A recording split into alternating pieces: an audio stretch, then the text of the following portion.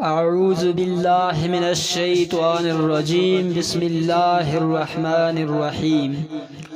ایک شخص حضرت ابراہیم بن ادہم رحمۃ اللہ علیہ سے بحث کر رہا تھا کہ برکت نام کی کوئی چیز نہیں ہوتی۔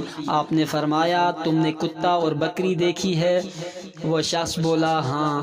آپ نے اس شخص سے پوچھا، کتا اور بکری میں زیادہ بچے کون جنتا ہے؟ وہ بولا، کتا۔ آپ نے فرمایا، تمہیں بکریاں زیادہ نظر آتی ہیں یا کتے؟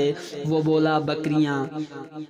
حضرت ابراہیم بن ادہم فرماتے ہیں، حالانکہ بکریاں ذبح ہوتی ہیں مگر پھر بھی کم نہیں ہوتی، تو کیا یہ برکت نہیں ہے؟ اسی کا نام ہی برکت ہے۔ پھر وہ شخص بولا، ایسا کیوں ہے کہ بکریوں میں برکت ہے اور کتوں میں نہیں؟ آپ فرماتے ہیں، بکریاں رات ہوتے ہی فوراً سو جاتی ہیں اور فجر سے پہلے اٹھ جاتی ہیں، اور یہی نزول رحمت کا وقت ہوتا ہے، لہٰذا ان میں برکت حاصل ہوتی ہے۔ اور کتے رات بھر بھونکتے ہیں، پھر فجر کے قریب سو جاتے ہیں، لہٰذا وہ رحمت و برکت سے محروم ہوتے ہیں۔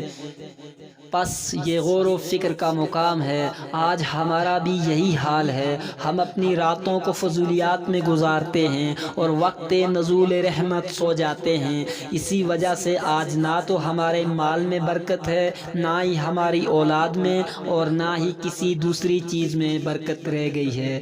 وَمَا عَلَيْنَا إِلَّا الْبَلَاغُ الْمُبِينُ۔